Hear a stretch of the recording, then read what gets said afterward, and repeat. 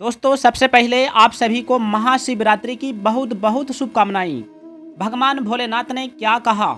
करता करे नो कर सके। जी हाँ, करता करे नो कर सके, शिव करे सो होय। तीन लोक नौ खंड में, महाकाल से बड़ा न कोई। आइए जानते हैं कि मनुष्य के बर्बादी के 7 कारण क्या क्या है। जान लिया तो जिंदगी में कभी भी दुखी नहीं रहोगे। दोस्तों, अधूरा ज्ञान 20 के समान माना जाता है। तो आइए जानते हैं मनुष्य के बर्बादी के 7 कारण क्या है। इसलिए वीडियो को पूरा अवश्य देखिए। दोस्तों, पहला कारण है क्रोध। क्योंकि जब व्यक्ति क्रोध का आवेश में आता है तो वह किसी को नहीं पहचानता है। यहाँ तक कि अपने माता पिता को भी अब शब्द कह देते हैं, आंख दिखाकर बातें करने लगते हैं, उसको यहाँ तक कि मार भी देते हैं।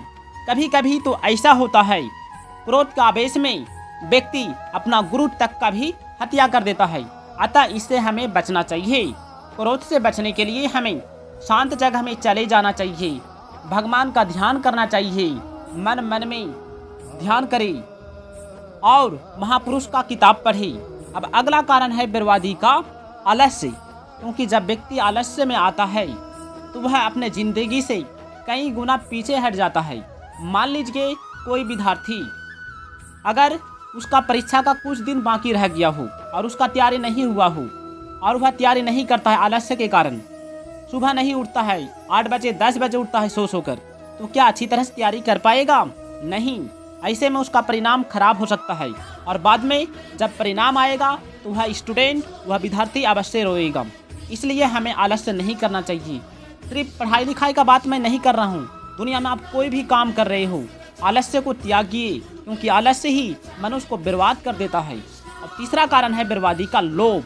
क्योंकि कहा जाता है कि लोभ ही पाप का जड़ है। सबसे बड़ी शक्ति मन की है, परंतु मन एक चंचल घोड़े की भांति कभी स्थिर नहीं रहता। योग के द्वारा चित्तवृत्तियों का विरोध करके जो मन को काबू कर लेता है, उसका मन सर्वव्यापी आत्मा के अधीन होने से वे संसार की समस्त शक्तियों पर विजय पा लेता है। भगवान श्री कृष्ण कहते हैं, समय पर सोना और समय पर जागना युक्त निद्रा है, और अधिक सोना अति निद्रा है। अति निद्रा के आरंभ और अंत में शरीर में आलस्य भरा रहता है, शरीर में भारीपन रहता है। अधिक नींद लेने के स्वभाव से हर एक काम में नींद आती है। पुण्य ज्यादा होने पर जीव स्वर्ग में चला जाता है, पाप ज्यादा होने पर नरक में, तथा पाप और पुण्य बराबर होने पर उसे मनुष्य योनि प्राप्ति होती है। कर्म की प्रधानता नहीं है, बल्कि भाव की प्रधानता है। कार्य करने वाला का भाव शुद्ध होगा तो वह कल्याणकारी, सबकी भलाई करने वाला हो जाएगा। चाहे कार्य करने वाला किसी भी कर्म या जाति का हो, कोई भी मनुष्य किसी भी दशा में क्षण भर के लिए भी कर्म किए बिना नहीं रह सकता। लेकिन जो बाहर से कर्मों का त्याग करके भीतर से विषयों का सोच विचार करता है, वह झूठा है।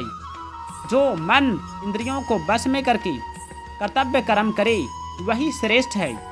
भगवान केवल भक्ति से प्रसन्न होते हैं।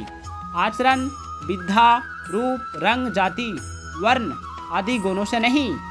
संसार में आकर कामनाओं की पूर्ति कर लेना कोई महत्व की साहस की बात नहीं है। कामनाओं की पूर्ति तो जीव जंतु, लता, वृक्ष, कीट पतंगे सभी कर लेते हैं। असली बात तो कामनाओं का त्याग करने में है। यही एकमात्र परमात्मा प्राप्ति का मार्ग है, जो केवल मनुष्यों को प्राप्त होता है। कर्म के मार्ग पर चलने के लिए ज्ञान का प्रकाश आवश्यक है। यदि ज्ञान का प्रकाश न हो तो वह अधिक अंधकार पूर्ण मार्ग पर धर्म एक अंधे की भांति भटक सकता है। जहाँ जीवन है वहाँ मृत्यु है, जहाँ मंगल है वहीं अमंगल है। केवल सुख पकड़ने जाओगे तो सुख के साथ दुख भी जरूर आएगा। इसलिए हमें दुख और सुख के लिए तैयार रहना चाहिए। दुख आने पर हमें घबराना नहीं चाहिए, उसका हमें डटकर सामना करना चाहिए। भगवान श्री कृष्ण ने क्या कहा? मनुष्य 4 तरह की इच्छाएं करता है, धन की, कर्म की, भोग की तथा मुक्ति की। प्रचलित भाषा में इन्हें अर्थ, धर्म, काम और मोक्ष के नाम से भी जाना जाता है। अर्थ यानी धन एवं काम यानी भोग, सांसारिक सुख की प्राप्ति में भाग्य की प्रधानता होती है, तथा पुरुषार्थ शक्ति की गौणता, धर्म एवं मोक्ष की प्राप्ति में पुरुषार्थ की प्रधानता होती है और भाग्य की गौणता, धन, भोजन, स्त्री, संतान, परिवार में तो संतोष करना चाहिए, लेकिन स्वाध्याय, दान, जप, तप, कीर्तन, पूजा पाठ करने में कभी संतोष नहीं करना चाहिए। कर्म दो तरह के होते हैं, एक शुभ कर्म और दूसरा अशुभ कर्म। शुभ या पुण्यदायी कर्म का फल अनुकूल परिस्थिति प्राप्त होना है तथा अशुभ या पाप कर्म का प्रतिकूल परिस्थिति प्राप्त होना। कर्म बाहर से किए जाते हैं, इसलिए उन कर्मों का फल भी बाहर की परिस्थिति के रूप में ही प्राप्त होता है, परंतु उन परिस्थितियों से जो सुख दुख होते हैं वे भीतर होते हैं। मनुष्य की योनि कर्म की योनि है। सुख दुख भोगने की योनि नहीं है। सुख भोगने का स्थान स्वर्ग आदि लोक है और दुख भोगने के नरक तथा लाखों नीच योनियाँ, ये सब भोग योनियाँ है।